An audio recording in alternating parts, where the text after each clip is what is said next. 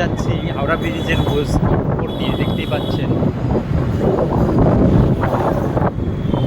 তো এইখানে এই সাইডটা থেকে গঙ্গা